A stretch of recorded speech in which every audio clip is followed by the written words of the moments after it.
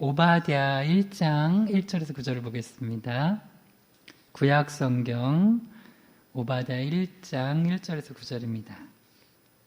페이지로는 1284페이지입니다. 구약 성경 오바댜 1장 1절에서 9절입니다. 같이 찾으셨으면 저랑 한 절씩 교독하시겠습니다. 제가 오바댜 1장 1절을 먼저 읽겠습니다. 오바댜의 묵시라. 주 여호와께서 에돔에 대하여 이와 같이 말씀하시니라. 우리가 여호와께로 말미암아 소식을 들었나니 곧 사자가 나라들 가운데 보내심을 받고 이르기를 너희는 일어날지어다. 우리가 일어나서 그와 싸우자 하는 것이니라.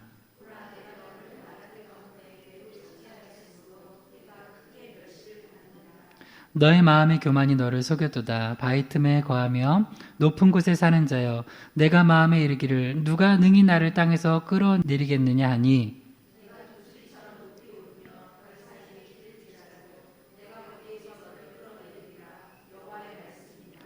혹시 도둑이 내게 이르렀으며 강도가 밤중에 내게 이르렀을지라도 만족할 만큼 훔치면 그치지 아니하겠느냐. 혹시 포도를 따는 자가 내게 이르렀을지라도 그것을 얼마쯤 남기지 아니하겠느냐. 내가 어찌 그리 망하였는고.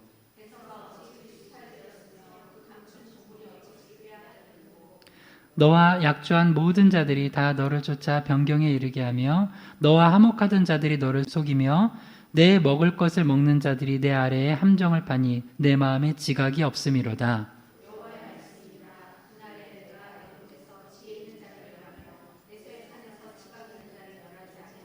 그렇죠? 드마나 내 용사들이 놀랄 것이라. 이로 말미암아 에서의 산에 있는 사람은 다 죽임을 당하여 멸절되리라. 아멘. 기도하겠습니다. 하나님 아버지, 오늘도 이렇게 수요 예배로 하나님 앞에 올려드릴 수 있도록 은혜 주심 감사드립니다. 우리의 찬양과 경배를 받으시고 찬송 중에 거하시는 주님을 찬양합니다. 주님의 이름이 이 찬양과 함께 온 세계 열방에 증거되게 하여 주시고 또 오늘 부족한 자가 하나님 말씀 대언할 때 이 말씀을 통하여서 하나님의 진리와 사랑과 공의를 나타내 주시고 이 말씀을 들음으로 말미암아 우리 영혼이 살고 우리가 주님의 영광을 위해서 우리 삶이 변하고 또 많은 자들에게 이 진리를 증거하는 삶 살 수 있도록 도와주시옵소서. 바른 복음만, 바른 말씀만 증거하게 하시길 의탁드리며 예수님의 이름으로 기도드립니다. 아멘. 오늘 말씀의 제목을 한번 따라해 보겠습니다. 인생 채찍을 맞으며 돌아보는 삶. 네, 오늘 오바댜 1장 1절에서 9절 본문으로 인생 채찍을 맞으며 돌아보는 삶이란 제목으로 말씀 나누도록 하겠습니다. 오바댜 강의 세 번째 강의 시간입니다.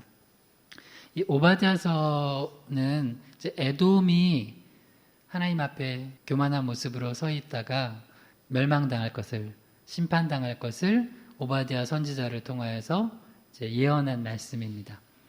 그렇다면 우리가 이제 이 오바댜서를 통하여서 계속 이제 살펴보고 있는 게 어떻게 하면 우리가 우리 인생이 하나님 앞에 겸손하면서 또 거룩하면서 바르게 서서 좀 하나님 앞에 은혜를 입고 축복받는 삶을 살 것인가를 그 반대로 역으로 살펴보고 있는 것입니다. 오늘 특별히 오바댜 1장 7절을 중심으로 해서 하나님께서 오바댜 선지자를 통하여서 에돔이 어떤 화를 당할 것인지를 보여주면서 이것이 이제 우리에게 어떻게 영적으로 적용될 수 있는지를 한번 보려고 그래요. 오늘 오바댜 1장 7절만 한번 다시 읽어보면 좋겠어요. 여러분 성경이에요. 오바댜 1장 7절을 시작. 너와 약조한 모든 자들이 다 너를 쫓아 변경에 이르게 하며 너와 화목하던 자들이 너를 속여 이기며 내 먹을 것을 먹는 자들이 내 아래 함정을 파니 내 마음에 지각이 없음이로다. 이 오바댜 1장 7절을 보면 하나님께서 에돔에게 채찍을 들어서 혼을 내시는데 어떻게 할 것이냐면 세 가지 인생 채찍을 들어서 너를 내가 혼낼 거라는 거예요. 그래서 이 채찍을 맞고 돌이키라는 거예요. 이 세 가지 채찍이 뭐냐면 첫 번째는 나와 약속했던 자들이 변심하는 인생 채찍을 맞는 거예요. 그러면서 뭘 돌아봐야 되냐면 나는 과연 언약에 신실했는가를 돌아보라는 거예요. 두 번째 채찍은 나와 화목했던 자들의 속임이라는 인생 채찍을 하나님께 대시면서 나는 화평을 도모하며 살았는지 내 삶을 돌아보게 하시는 거예요. 세 번째로는 내가 도와주던 자들의 배신이라는 인생 채찍을 맞게 하시면서 나는 과연 자비를 베풀며 사는 삶을 살았는지를 한번 돌아보게 하시는 거예요. 이 세 가지 인생 채찍과 또 그걸 통해서 우리 삶을 돌아보면서 오늘 이 말씀을 들으면서 우리 지난 인생을 한번 돌아보고 다시 한번 우리 삶을 하나님 앞으로 돌이키는 삶 살기를 주님을 축원합니다. 첫 번째는 인생 채찍을 맞으며 돌아보는 삶. 첫 번째 한번 따라해 보세요. 나는 언약에 신실했는가? 네. 하나님께서 에돔에게 내렸던 첫 번째 인생 채찍이 뭐였냐면 나와 약속했던 자들이 변심하게 하는 채찍을 내리셨어요. 근데 그 이유가 뭐였냐면 우리 지난번 걸 한번 돌아봐요. 너무 교만했어요. 너무 교만했어요. 오바댜 1장 3절에서 4절까지 다시 한번 읽어볼게요. 시작. 너의 마음의 교만이 너를 속였도다. 바위 틈에 거주하며 높은 곳에 사는 자여, 내가 마음에 이르기를 누가 능히 나를 땅에 끌어내리겠느냐 하니 내가 독수리처럼 높이 오르며 별 사이에 깃들지라도 내가 거기에서 너를 끌어내리리라. 여호와의 말씀이니라. 이제 에돔은 그 교만이 정말 하늘 꼭대기까지 올라서 자신의 그 든든했던 그 모든 내용들을 가지고 사람들 앞에서 고개를 딱 세우고 절대 숙이지 않고 하나님 앞에서조차도 누구도 나를 땅에 끌어내리지 못할 것이라는 그런 교만을 가지고 살았던 거예요. 그래서 하나님께서 에돔에게 그렇지 않다는 것을, 그렇게 교만한 모습으로 살아갈 때는 반드시 엎드려지게 된다는 것을 보여주는 거예요. 그럼 왜 그 교만이 나쁘냐면 교만은 반드시 뭐로 이어지냐면 악으로 이어져요. 교만은 악으로 이어져요. 겸손은 뭘로 이어지냐면 선으로 이어져요. 교만한 사람 치고 선을 행하지 않아요. 근데 겸손한 사람은 좀처럼 악을 행하지 않아요. 그래서 하나님께서는 절대 교만하지 말라는 거예요. 그 에돔의 교만을 통하여서 저지른 악들이 상당히 많아요.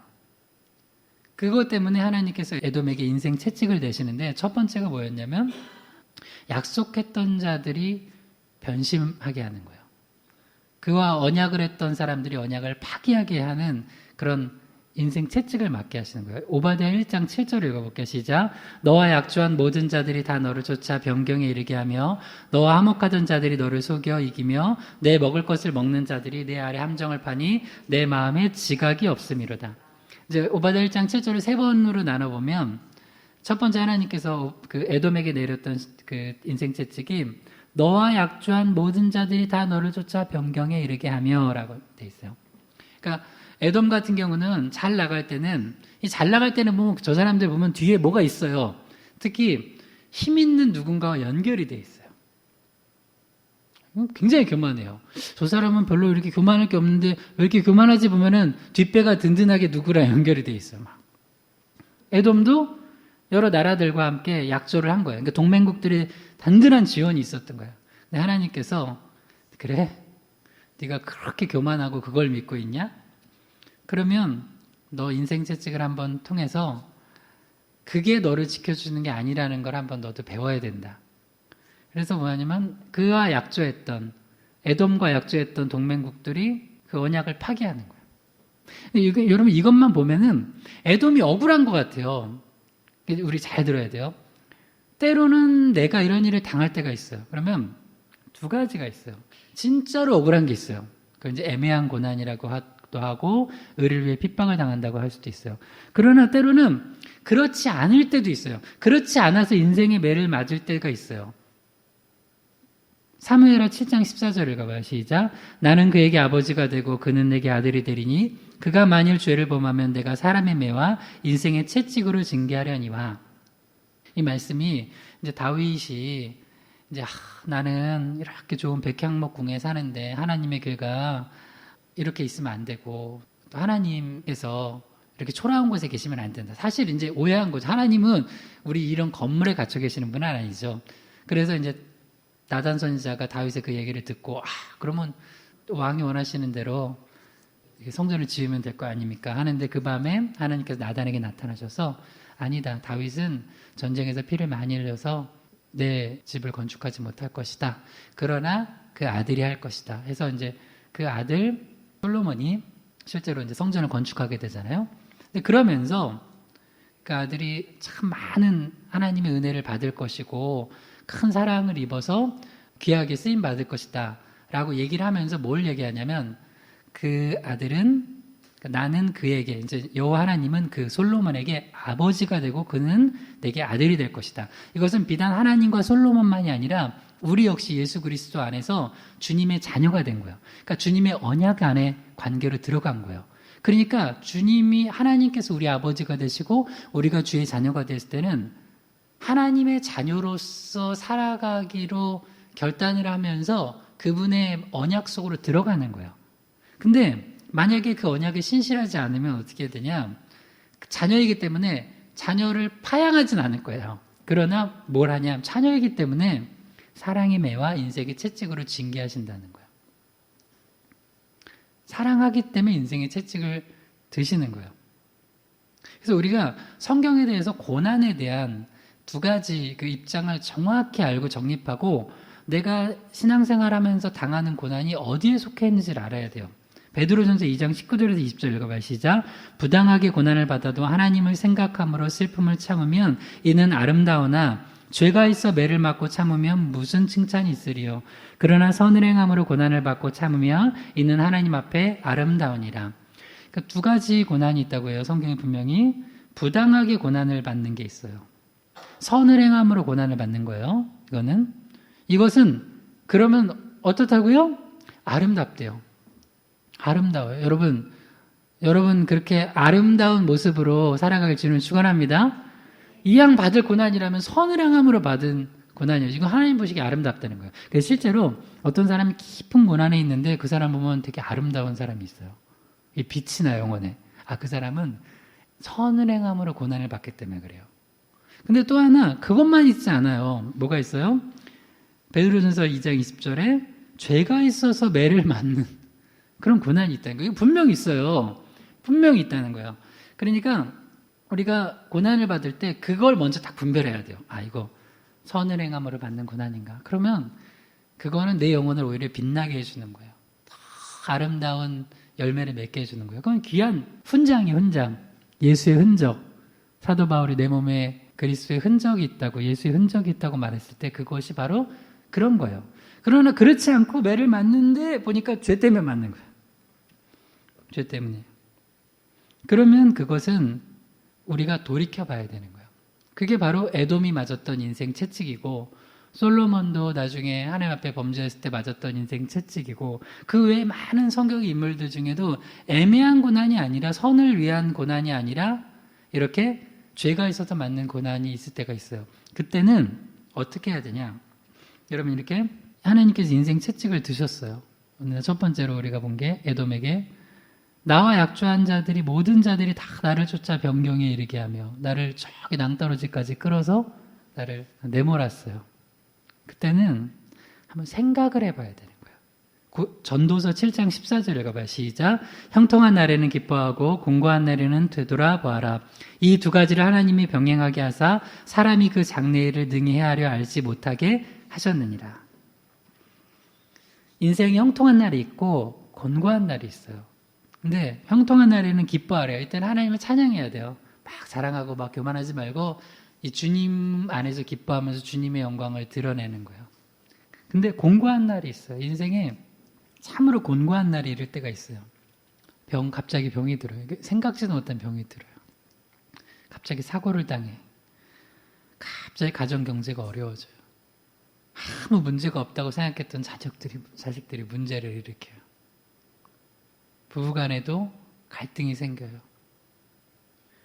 이러면 그때 뭘 하라고 그러냐면 한번 따라해보세요. 공고한 날에는 되돌아보아라. 생각하라는 거예요. 한번 생각해 보라는 거예요. 너의 지난 삶의 신앙의 모습과 너의 삶의 궤적들을 되돌아보라는 거예요. 제가 지금도 기도하고 있는 어떠한 집사님인데 남자 집사님인데 한 2년 전인가 신방을 갔어요. 신방을 갔는데 백혈병 진단을 받아가지고 갑자기 이제 모든 걸 손을 놓게 된 거예요. 그분이 이제 이런 얘기를 하는 거예요. 자기 인생에 그때가 이제 40대 후반이었어요. 갑자기 몸이 안 좋아가지고 병원에 갔는데 백혈병이라는 거예요. 혈액암이죠. 그래서 모든 그냥 아무 정상적으로 생활하다가 딱 3일 만에 모든 걸 손을 다 놓고 모든 걸 멈춘 거예요. 그러면서 이제 치료를 받으면서 또 이렇게 있다가 신방을 받았는데 그래도 다행히 하나님 은혜로 많이 회복이 됐어요. 그러면서 이제 그분이 이런 얘기를 하는 거예요. 그렇게 아프니까 내 인생이 지금까지 막 달려만 오던 인생에서 갑자기 3일 만에 내 모든 손을 다 놓은 거예요. 아무것도 못해. 뭐 사업도 그렇고, 뭐 가정도 그렇고, 뭐 열심히 또 뭘 신앙생활을 이렇게 할 수 있겠어요? 그냥 온 신경이 내 몸 아픈데 이제 다 집중되어 있는 거죠. 그리고 이걸 치료해야 되는 거예요. 그러면서 이제 인생을 생각하게 쫙 되는데 굉장히 정직한 고백을 하더라고요. 목사님, 제가 진짜 두려운 건 이거예요. 제가 만약에 이렇게 해서 저는 하나님 낫게 해줄까 믿어요. 실제로 낫어요. 나중에 이제 난데 그 병이 낫게 해줄까 믿는데요. 근데 제가 얼마나 교만한 사람인 줄 알아서 요거가 지나면 바로 또 하나님이 또 나에게 건강 주시고 회복시켜주면 언제 그랬냐는 듯이 그걸 또 잊고 그냥 옛날 생활로 돌아갈까봐 나는 그게 가장 염려가 된다는 거예요.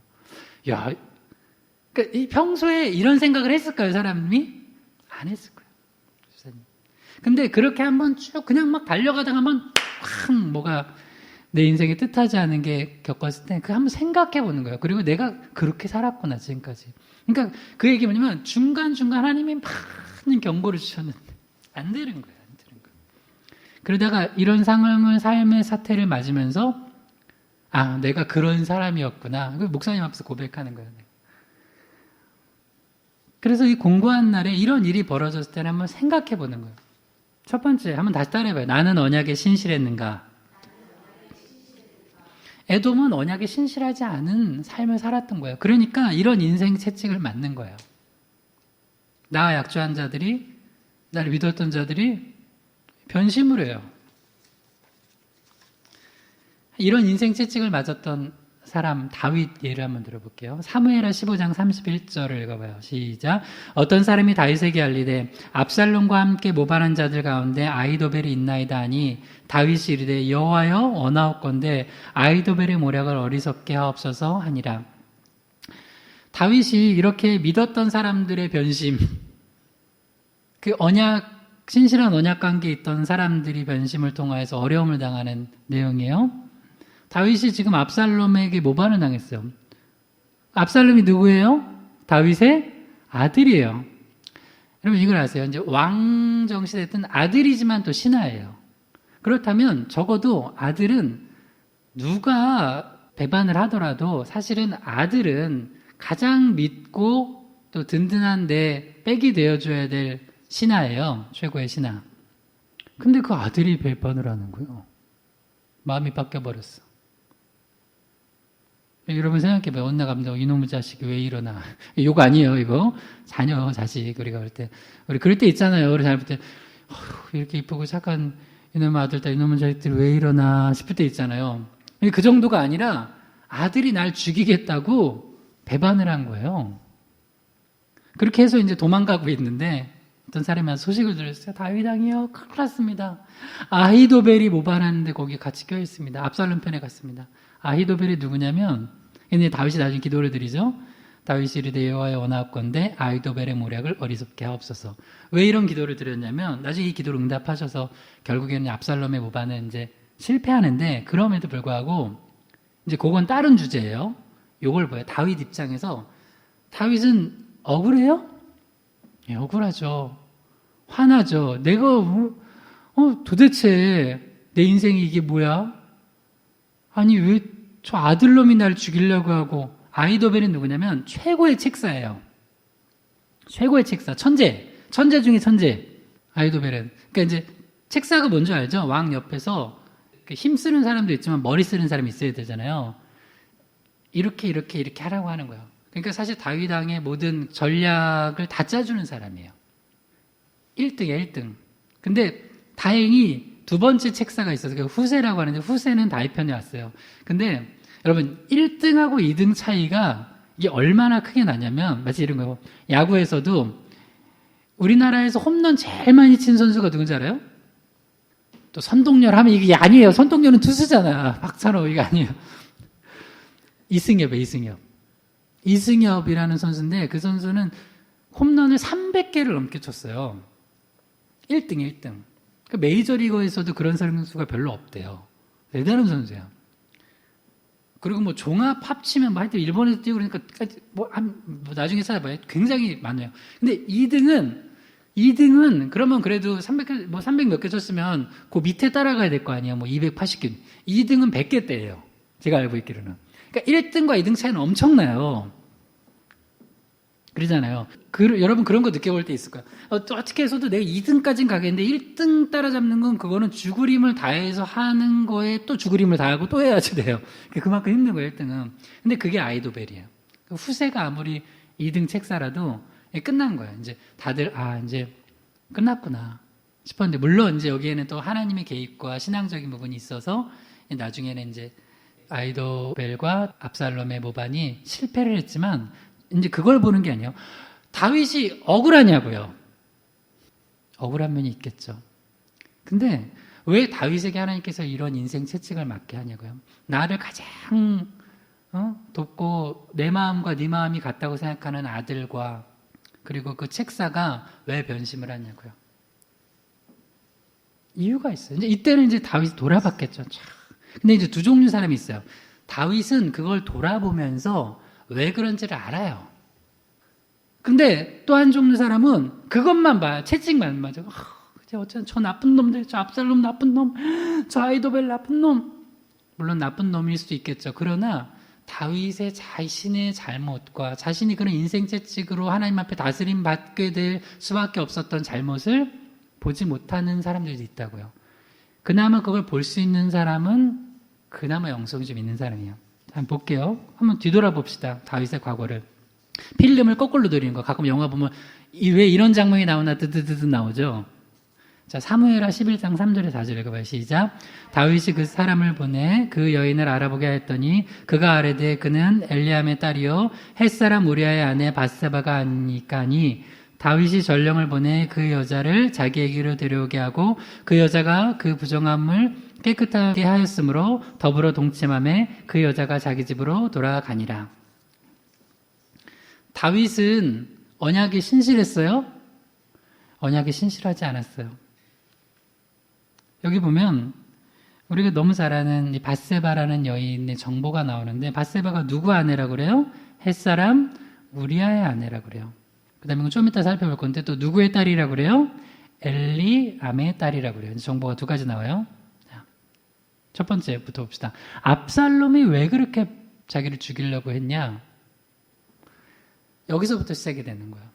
이렇게 해서 남의 아내를 빼앗았잖아요. 그죠? 이것은 다윗이 두 가지 언약을 깨뜨린 거예요. 간음죄를 저질렀잖아요. 비록 왕이 다른 여인들이 많았지만 그건 정상적인 절차를 얻어가지고 밟아가지고 얻은 아내예요. 그러나 이렇게 간음을 저질러가지고 남의 아내를 그 남편을 죽이고 빼앗은 것은 현재 있었던 본 부인들에게 언약을 깨뜨린 거예요. 또 하나, 자기 부하예요. 왕과 부하, 그 장수, 충성스러운 부하 우리아랑은 어떤 언약 관계가 있는 거냐면 너는 왕인 나와 이 나라를 위하여서 목숨을 걸고 적진에서 싸워라. 그러면 나는 너의 가정과 너와 너를 지키고 너의 명예를 드높이고 너의 가족들을 먹여 살릴 것이다 라는 언약 관계에 있는 거예요. 그것을 깨트려 버린 거예요. 하나님 보시기에 악했어요. 그러면서 이런 과정 가운데 이 악한 짓을 한 다윗에게 하나님께서 그가 비록 하나님 앞에 회개해서 영혼은 회개해서 구원을 받는 것에서 취소되진 않지만 이거 되게 중요한 의미예요. 그가 육적으로 뿌린 씨앗은 다 거두게 하세요. 그 첫 번째 뿌린 나쁜 씨앗을 거두게 한 게 뭐냐면은 압살롬의 누이 다말이 이복 오빠 암논도 역시 왕자였죠. 암논에게 나쁜 짓을 당하면서 그런 일들이 벌어지게 하면서 그 가정에 네가 얼마나 잘못했는지를 하나님께서 인생 채찍을 들어서 보게 하는 거예요. 근데 그 가운데 다윗이 빨리 회개를 안 했어요. 내 잘못이다. 그리고 나서 암논에 대해서 아무런 조치를 취하지 않으니까 나중에 다말의 오라비였던 압살롬이 암논을 갖다 죽여버리는 거예요.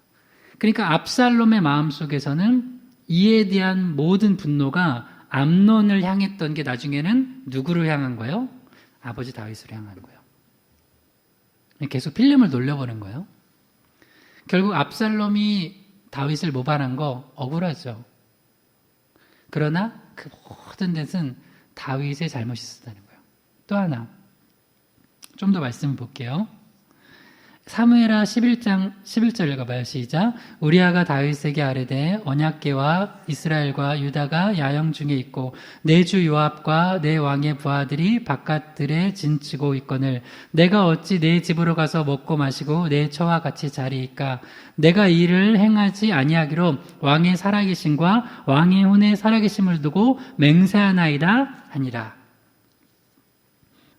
이제 이렇게 해가지고 이 밧세바가 임신을 했어요. 근데 이걸 감추기 위해 가지고 다윗이 얼마나 나쁜 짓을 하냐면 그 전쟁 중에 있는 우리아만 따로 불러가지고 좋은 음식물도 주면서 이제 집에 가서 좀 쉬고 오라고 너무 고생했다고. 근데 이 우리아는 너무나 충직해가지고 그렇게 안 한 거예요.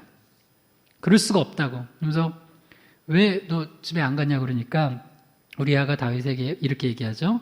언약궤와 이스라엘과 유다가 야영 중에 있고 지금 한참 전쟁 중이고 또 내 주 요압과 내 상관과 왕의 부하들, 내 부하들이 지금 바깥들에 진치고 거기서 추운데 이슬 맞아 가면서 자고 있는데 나 혼자 어떻게 내 집에 가서 내 처와 같이 자고 먹고 이렇게 할 수 있습니까? 왕의 살아계심과 왕의 혼의 살아계심을 두고 맹세하나이다 하니까 이때 다윗이 엎드려지면서 저렇게 충직한 부하를 내가 무슨 짓을 한 건가 라고 하지 않고 어떻게 했어요?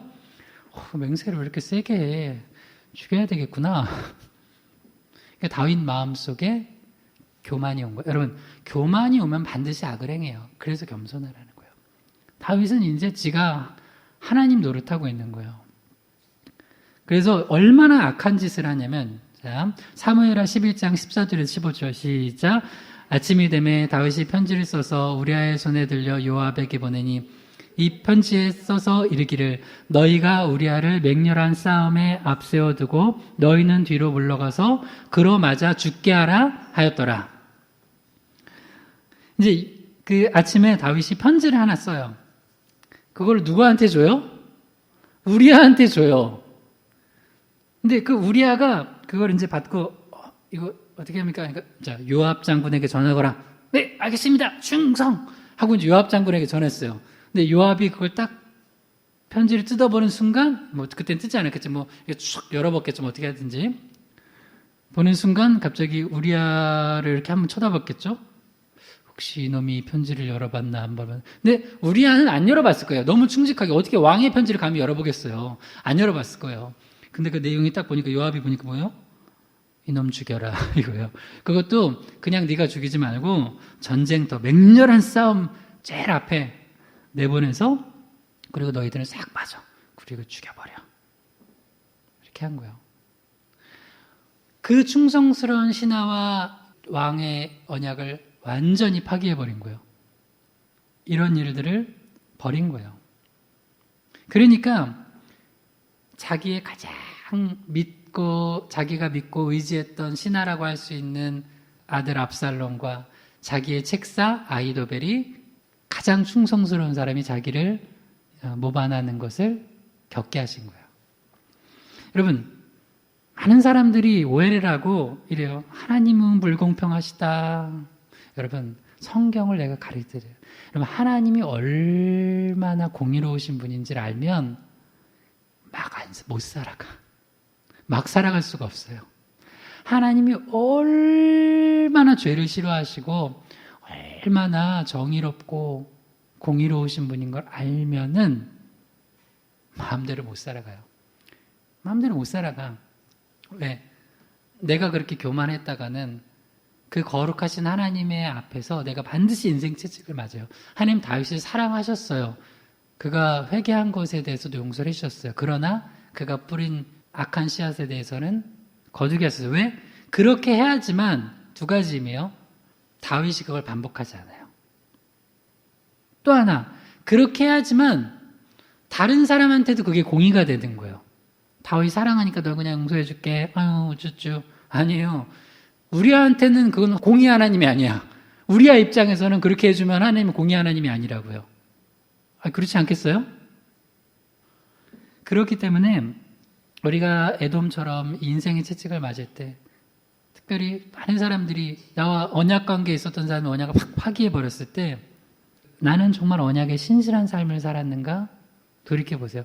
혹시 여러분 중에도 이 말씀이 어떤 부분에서 찔림이 되고 있다면 그 돌이켜봐야 되거든요. 이거 굉장히 중요한 거예요. 그 다음 또 하나 궁금한, 그럼 아히도벨은 도대체 왜 모반을 했냐? 3절만 읽어봐요. 사무엘하 11장 3절만요. 시작. 다윗이 사람을 보내 그 여인을 알아보게 하였더니 그가 아뢰되 그는 엘리압의 딸이요 햇사람 우리아의 아내 밧세바가 아니니까 아니. 자, 우리가 저 밧세바의 정보를 우리아의 아내라고만 알고 있어요. 근데 여기 정보가 하나 더 나와요. 누구 딸이에요? 엘리암의 딸이에요. 그러니까 밧세바 아버지가 누구라고요? 엘리암이에요. 자, 그 다음 사무엘하 23장 24절에서 39절까지 읽어봐요. 시작. 요압의 아우 아사엘은 30명 중 하나요. 또 베들레헴 도도의 아들 엘하난과 마아가 사람의 손자 아하스베의 아들 엘리벨렉과 길롯 사람 아히도벨의 아들 엘리암과 헷 사람 우리아라 이상 총수가 37명이었더라. 사무엘하 23장을 보면 이제 다윗의 인생 말년에 자기를 도와줬던 용사들을 언급을 해요.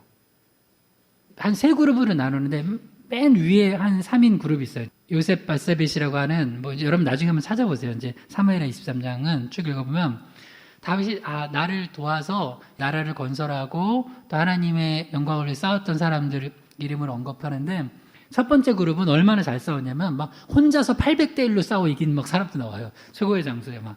그 다음은 두 번째 그룹 뭐 3인들 뭐 있고요. 근데 그 뒤에 30인의 용사를 언급을 해요.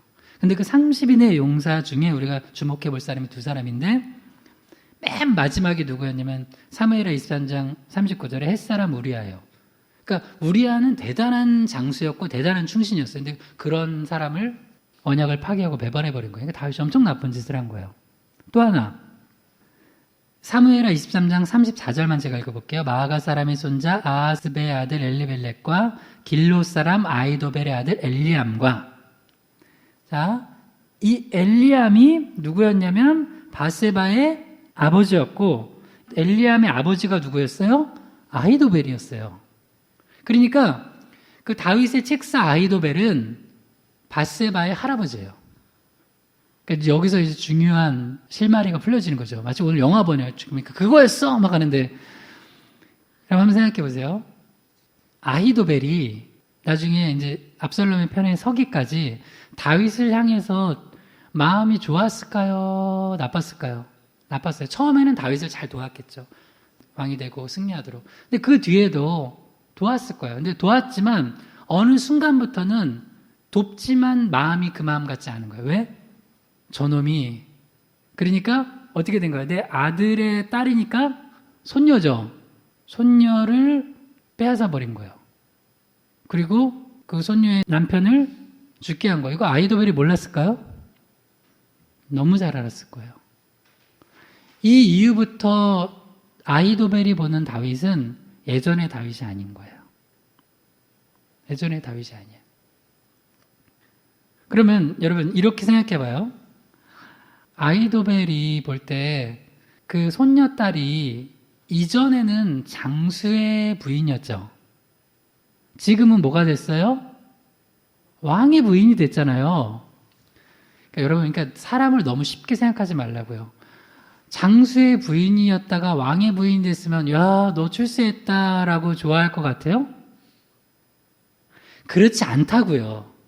어떤 그런, 물론 정말 비윤리적이고 오직 그 내 자리, 돈, 권력 이것만 생각하는 사람들은 너 이제 왕의 부인이 됐네 좋겠다 할 수 있지만, 사람이 그렇게 악한 사람만 있지 않아요. 대부분은 차라리 장수의 부인으로 있을지언정 그렇게 해가지고 네 왕의 부인을 삼은 다윗을 향하여서 고맙습니다 하지 않는다는 거예요. 저 나쁜 놈 생각하는 거예요.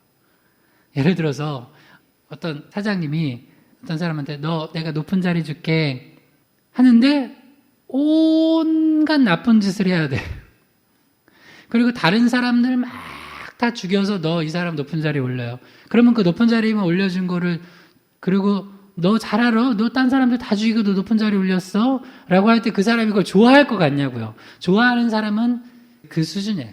그 수준인 거예요. 그거 안 좋아한다고요. 그러니까 다윗한테 있어서 아히도벨은 정말 중요한 사람이었는데 이 사건을 통하여서 이 밧세바와 우리아 사건을 통하여서 가장 충성스러워야 될 두 아들 압살롬과 아히도벨을 잃어버리게 된 거예요.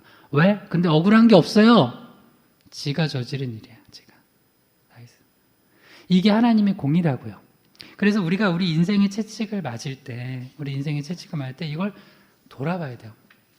우리 하나님은 어떤 분이시냐? 한번 따라해보세요. 하나님은 언약에 신실하신 분이다. 그래서 나는 하나님 너무 좋고 예수님이 좋아요. 자, 요한복음 10장 27절에서 29절에 가봐 시작. 내 양은 내 음성을 들으며 나는 그들을 알며 그들은 나를 따르느니라. 내가 그들에게 영생을 주노니 영원히 멸망하지 아니할 것이요 또 그들을 내 손에서 빼앗을 자가 없느니라. 그들을 주신 내 아버지는 만물보다 크심에 아무도 아버지 손에서 빼앗을 수 없느니라. 아멘. 우리 예수님은 우리를 하나님의 자녀 삼아주시고 우리를 당신의 양으로 불러주시면요 끝까지 인도하세요. 끝까지. 그래서 우리가 예수 그리스도를 믿는 게 큰 축복이에요. 내가 그들에게 영생을 주노니 영원히 멸망하지 아니할 것이요. 할렐루야.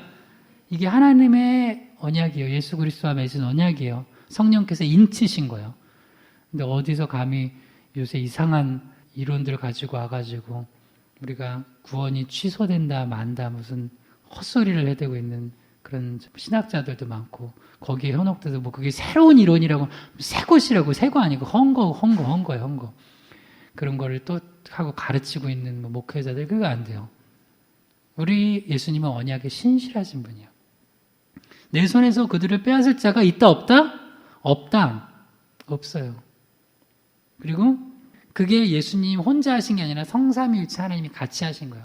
아버지께서 그렇게 결정하신 거예요. 아들을 믿는 자는 내가 내 아들을 십자가에 못 박고 죽게 하면서 그 죄를 그걸 통하여서 사해 준 것을 믿는 자들은 내 자녀를 내가 삼아주는 거예요. 또 그렇게 성령께서 콱 인치신 거예요. 성삼일체 하나님께서.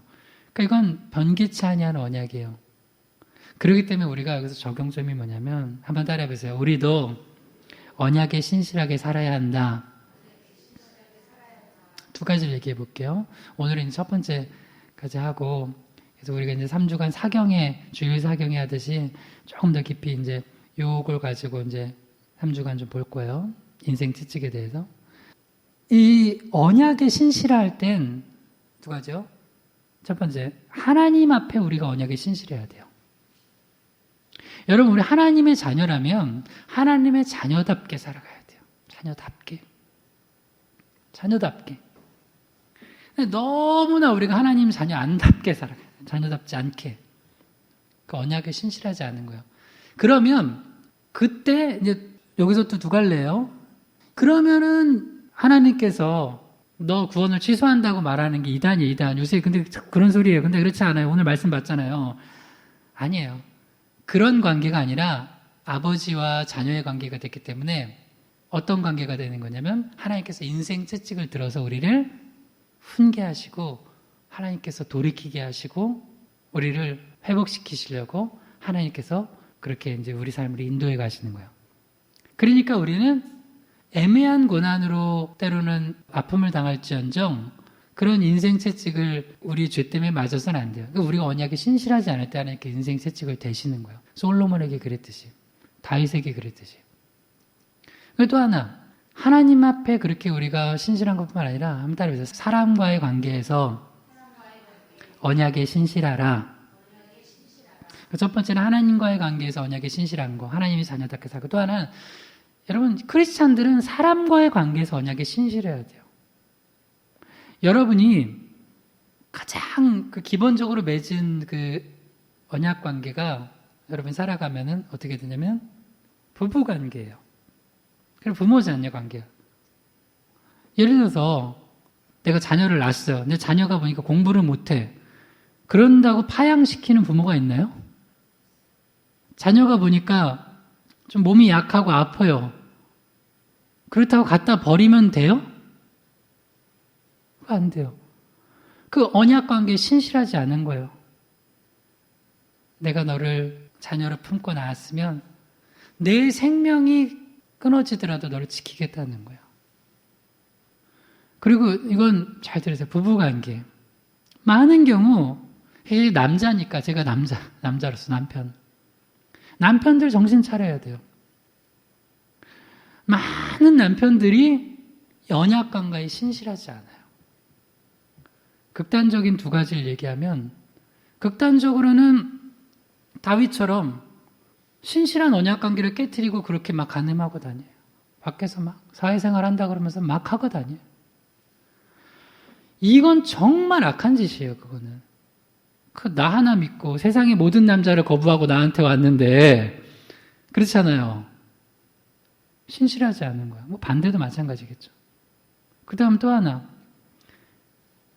그렇게 나를 믿고 내 아내가 되어준 그 한 여인에게 그렇게 괴롭게 만들어. 능력이 없어서 돈을 못 벌어주는 건 나는 그거는 오히려 아내가 십자가라 생각하고 같이 짊어져야 돼. 그런 남편을 선택했으니까 능력이 없는 거. 그러나 남편으로서 아내를 학대하고 폭언을 하고 그리고 심지어 정말 이게 이제 그 심리적 이혼이라는 게 있어요. 심리적 이혼. 실제 이혼하는 것보다 자녀들한테 더 안 좋은 게 심리적 이혼. 같이 사는데 같이 사는 게 아니야. 부부가 아닌 거예요. 그래서 성경에 뭐라 그래요? 성경에 너희들 기도할 틈을 위해서는 내가 허락한다. 예를 들어서 우리 일주일간 기도하니까 이제 우리 따로 떨어집시다. 뭐 그럴 수 있어. 나 기도원 갑니다. 근데 절대 분망하지 말라고 그래요. 하나님이 그렇게 맺어주신 거예요. 그게 부부라고. 그게 부부라고.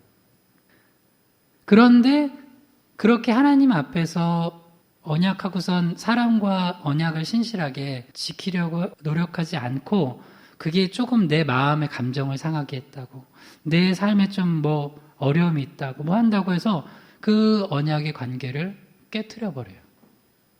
그걸 보고 자라는 자녀들은 차라리 이혼해. 그게 나아요. 그렇게 얘기를 한다고요. 신실해야 돼요. 한쪽에서 만약에 돌아서 있다면 한쪽에서 노력을 해야 돼요. 근데 만약에 계속 노력을 하는데 한쪽에서 그거에 대해서 회복할 의지가 없다면 그 사람은 굉장히 악한 사람이에요. 그 언약을 깨트린 거예요. 그러면서 그걸로 인해서 상처를 많이 받은 건데요. 오늘 내가 말씀을 가지고 얘기합니다. 이건 저주하는 게 아니라 하물며 하나님 앞에 그렇게 사랑받던 다윗도 그렇게 언약에 신실하지 않게 살아가다 자기도 인생 채찍 맞았어요. 분명히 그렇게 돼요. 하나님 살아계시기 때문에. 그러니까 그렇게 살아가면 안 된다고요. 특히 우리 크리스찬들은 잘 봐야 돼요. 우리가 과연 이 언약에 신실한 모습으로 하나님 앞에 살아가나. 나 목사로서 서원했으면 목사답게 살아가야 돼요. 그러지 않겠어요?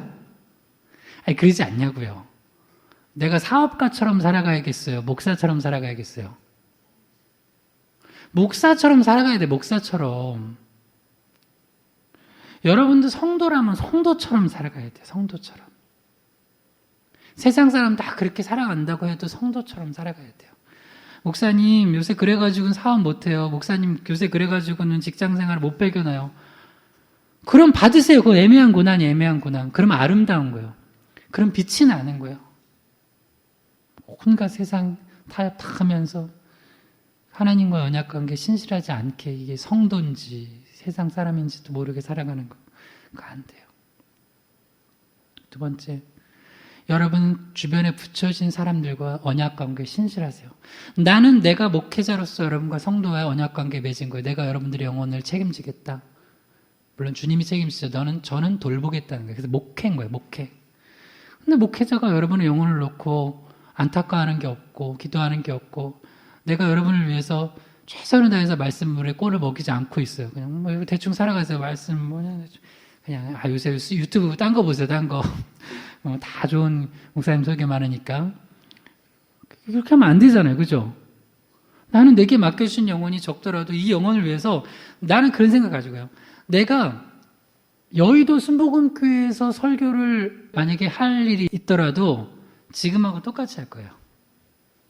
거기는 이제 많으니까 더 잘해야 되나? 그렇죠. 내가 한 명을 하더라도 여기서 똑같이 그만큼의 내 에너지와 열정과 또 내 마음을 다해 정성을 다해서 말씀의 꼴을 준비해서 먹일 거야. 나는. 근데 그게 언약의 신실한 거예요. 실제로 제가 처음 25살 때였는 것 같은데 이제 그때 제 전도사역 나갔는데 전도사역 나가기 전에 하나님께서 저에게 몇몇 교회들 그 사역을 이렇게 이제 하겠는데 맨 처음 어떻게 보면은 간증 및 간단한 메시지를 전한 거죠. 설교도 아니죠. 그러고서 찬양했던 데가 그 여의도 순복음교회 그때 오부 예배였나 그랬어요. 그때 많은 사람 앞에서. 그리고 나서 그다음 하나님 날 개척교회로 보내셨지. 지금도 그러니까 이 내 마음은 똑같아요. 사람이 많건 적건 그건 나한테 중요하지 않아요. 내게 맡겨진 영혼이 한 영혼이면 한 영혼, 두 영혼이면 두 영혼에게 내가 목사로서 그 양무리를 최선을 다해서 잘 치는 거예요. 돌보는 거예요. 또 여러분은 여러분 성도로서 여러분 개척교회 왔잖아요. 그러면 개척교회 성도로서 신실하게 하는 거예요. 또 여러분 삶에. 그리고 여러분 제발 다시 오늘 이제 마지막 반주에서 기도 제목인데 여러분 오늘 하나님 앞에서 그렇고 사람 앞에서 언약관계 신실하세요. 여러분 맺은 언약관계 예전에 그 옛날 얘기인데요. 옛날 얘기 그 옛날에도 언약 맺은 거예요. 옛날에 맺었던 언약이라도 그 언약 신실한 거. 근데 자녀가 컸어요. 말 안 들어요. 그래도 내 자녀예요.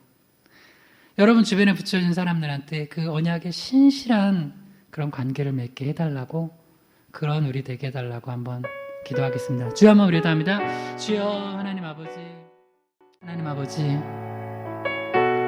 하나님 우리를 너무 사랑하셔서 때로는 우리 삶의 인생 채찍을 대셔서 우리 삶을 돌아보게 하시고 우리를 돌이키게 하실 때가 있는 줄 압니다.